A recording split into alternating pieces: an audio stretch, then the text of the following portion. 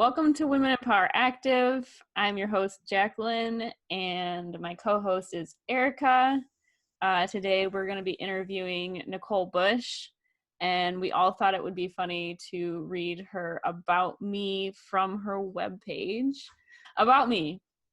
I'm Nicole Bush. I'm not Nicole Bush. I ran at Michigan State. Then I was sponsored by New Balance for a while, like 7 years. I've mostly specialized in the steeple. 1 year I ran 450 for an indoor mile. Then like 4 months later, I made a world team in the steeple, IDK. I've also ran 942 in the steeple, massively underperformed at a few Olympic trials. Didn't even make the final ones.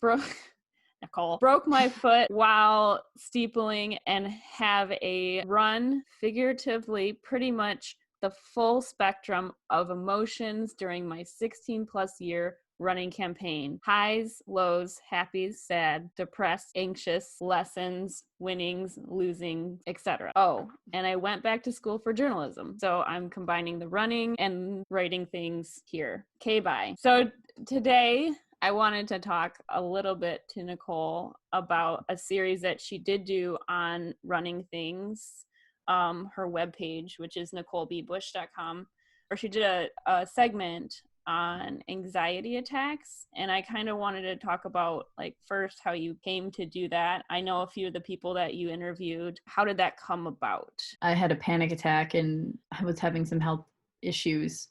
And I've had like a history of posting to me every couple months. I don't know what's accurate. Of just like mental health stuff. Like I've talked about, like after I won USA's in 2013, like I didn't know what to do. Like I was just having a hard time.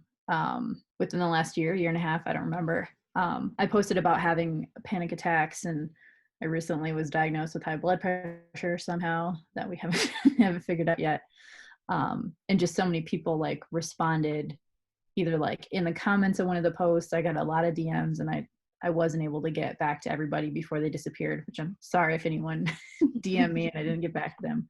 And it just started sounding like so many people felt seen by reading about people having panic attacks. Because one of the threads that people kind of refer to is that, oh, running for a lot of people, and the thing that we talk about is like, it's stress relief, yay, yay, yay. And that's great. It is for some people, but for some of us, it's bad. Like we can't, there's some people who like can't go out running. They start having panic attacks. Like I've definitely like reflected back and been like, there's definitely a time that like every time I went for a run by myself, like I was just anxious the whole time. And I didn't really identify that until later. And lots of people just being like, yeah, what do you do like when training isn't a stress relief? Like, and I don't have like a clear answer for that because I only have my experience, but it sucks. It's not fun. When you say you're anxious the whole time, because were you like worried about training at a certain level, or is it just anxiety, which you can't always explain necessarily? A little of both. Like some of it, I have no idea how I'd explain it, but there's a good chunk that like agents send their athletes to like base for like a month or two in Leuven, Belgium.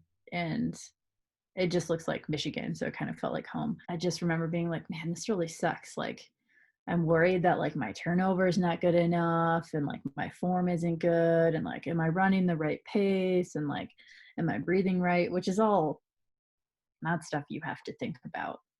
Like a lot of that you just go run and it's not something that has to cross your mind, but it would just be like so overwhelming, like all of these thoughts so fast, and being like, I'm a professional runner, like my turnover is fine, it doesn't matter what pace I'm going, it's the end of the like all this stuff. But yeah, when people are like, what does it feel like, or when they tell me what it feels like when they're anxious on a run, like that's what I go back to. Yeah, definitely a battle like within Oh yourself. yeah. It's definitely like refreshing because even during my runs, especially in like college, like in high school, running was relief, and then in college, it reversed, and you feel isolated, you feel alone, you feel like, how do you overcome this? So like you bringing this topic out to the forefront is awesome. So I appreciate you doing that because it's definitely going to help a lot of people, like especially a lot of young women and older women. Like, okay, I'm not the only one. Someone Yeah. professional kind of struggles with this too. You said when you thought about this a lot, were you ever able to like overcome that, or how did you find a sense of peace, or did you? The process is still going. I remember the triggering event that kind of made me like talk more about it is I had like 5 panic attacks in a week, and I was like, this isn't, I can't deal with this. Yeah. Initially, when I started the website that Jackie read the bio from, there's this real like vibe in the sport about how like running's a great sport. It's so positive. The community's so good. And I'm like, that's true, but it could be better if we actually like talked about this stuff that's taboo. Like sport is so hard. And when I was like feeling like that, especially during my pro career, like it is really isolating because you feel like you can't talk about it, or you're the people that you compete against are going to have the upper hand or whatever. And we would like, I remember that year a couple stories came out where like people disappeared because they got injured, and they just like, you know, go to the dark place, get healthy, get strong again, and then come out and race and have a really good race. And then all of a sudden people want to hear from you. And I'm like, but what about that really hard time? Like, can you tell people more about like the hard stuff you had to go through? Mm-hmm. And if we can talk about that stuff, I feel like that's better for sport. And then it's more real when we're like, the sport's great and the community is great. Like, can we talk about it, please? And it's good. People have started talking about it. People have taken the chances and like talked about like their periods and what that's like, which is great because I feel like we can all benefit from hearing about that too. But I'm glad that people are starting to talk about it more. You know, we would talk, you know, like on the team, like, oh, my workout was bad because this is the first day of my period and we had to do Ks on the track. Like, that's rough. And it might not go well. And like, we all have different symptoms with different severity. And like, I just remember people being like, oh, suck it up. Like, sure, if your periods aren't that bad and you're a 20-year-old, like you can suck it up. There's been, and I'd have to look up which athlete this was, but I believe it was a long jumper or a triple jumper, I believe, who was like, look, when I have my period, sometimes I like my legs lock up and I like throw up or stuff like that, where it's like, it's really hard to compete under those conditions. And like, we haven't been able to talk about it since till recently. Like, right. I don't know if it was the 2016 Olympics, but there's Olympics where like, I think maybe it was like somebody from the Chinese swim team was like, I had my period, so that was really hard, and like said it on national TV or international TV or something. And it was like amazing to hear like someone acknowledge a period, not being like, it's the blue liquid in the commercials. Not blue. Right? So like, how do we find that fine line that if someone did have a bad race and they weren't on their period, someone would be like, oh, they're just on their period. However, we still are accountable. We still work hard. And these are just some of the barriers that we maneuver through that not everyone as a whole maneuvers through. Yeah. I feel like it's just being okay for us to even just mention it. Like, it could be the same thing where someone's like, oh, I just didn't have it in my legs. Like, if someone's going to make an excuse, then they can make an excuse about having their period. But it's just like, you could still win and have your period. Right?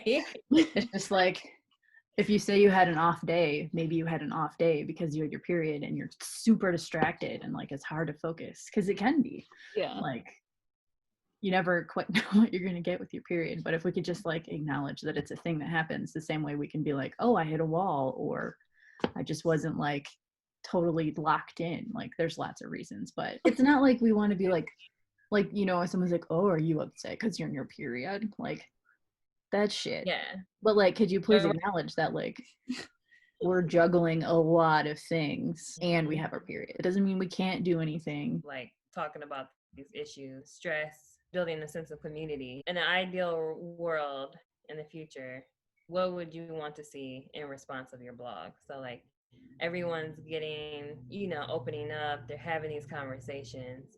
So in a perfect world, at the end, how does it look like? How does this change?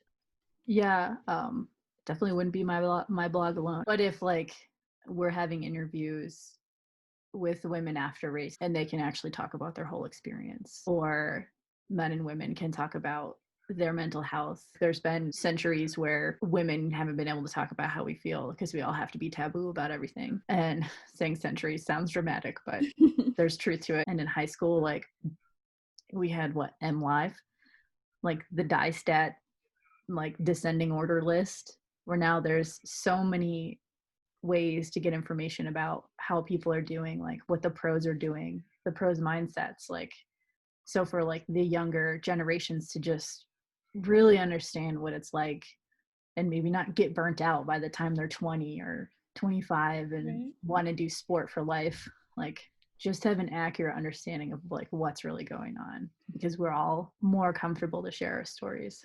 At this point, it feels like, you know, to have a good life, I'm obviously only speaking from my experience and like my ideas, but like you kind of have to like understand how you're feeling in the moment. And if you're not feeling great, figure out kind of how to unpack that or understand what's happening or like triggering that. And then like learn how to take care of yourself in those ways with confidence, which is like, you don't just go like, I'm confident. Like you have to like exercise it. Like you have to exercise your confidence, understand when you don't feel like stuff like that. But you can't tell me that like someone who is having depression, which is like so many people struggle with it, either in the long term or just have like short bouts of it. Like not very many of us came from like really great family situations where we were all really heard and we could talk about our feelings, so we're stable around people. Like there's just not many of that people, or there's not many of those type of people in the world. And those people aren't mean and judgy. It's a long way of saying like we all have shit. And if you act like you don't, like you might have more shit. Right. Like it's like you have to know yourself to kind of and come to terms and work through your issues to kind of just have like peace. Females in college or younger who want to become professional athletes, how would you advise them to reach out to get noticed? That's hard now. I don't know. Even just as a woman, it's still kind of like seems like Hollywood rules. Even this isn't for everybody, and like I know I had a sponsorship, so I'm like taking a dig at myself too, but it's like you have to look a certain way or be like really, really good, undeniably good, but you kind of have to be like pretty and white to have like the most access as a woman. And now more stuff comes into play of I'm not in the room for these, so some of it's assumption is like, oh, they have a really good Instagram following, they have a really good social following, like what interactions are they gonna get? I don't have a good answer for it. It's hard because even like just, you know, Allison Felix has a bajillion medals and is like probably, I'm sure this is real, like the most decorated woman in track and field. And Nike wouldn't re-sign her without a reduction because she had a baby. Like, yeah, I think women leave the sport early because there's not enough support. I don't have a good answer other than like run well. So good, at least people know that, you know, the struggles that they'll be facing, you know, and these walls that are up, it's good to know them ahead of time before you push through them. So hopefully it won't always be like this, but if we can identify these issues one day, hopefully we can solve them. So that's still helpful that you were able to list out some things that some people should be mindful of. Well, and it's nice too that there's people writing stories like Lindsay Krause with the New York Times, like is giving women platform to like call out these companies for being sexist and racist. And so hopefully that makes companies be like, oh, let's really look at what we want and like quality and who do we want to invest in. Have there be a lot of different people that you would invest in and give chances to. And it kind of seems like they're like, oh, you won an NCAA or did pretty well, like here's an agent, pick one, and then they'll figure out a shoe contract, but they'll have like friends with certain shoe contract places. It's really easy to be naive because a lot of those negotiations are behind closed doors and you can't talk about them, and there's not really many women agents out there either. And not that all of the male agents are terrible. Some of them are great, but they're still not women advocating for women. Most always a nice thing.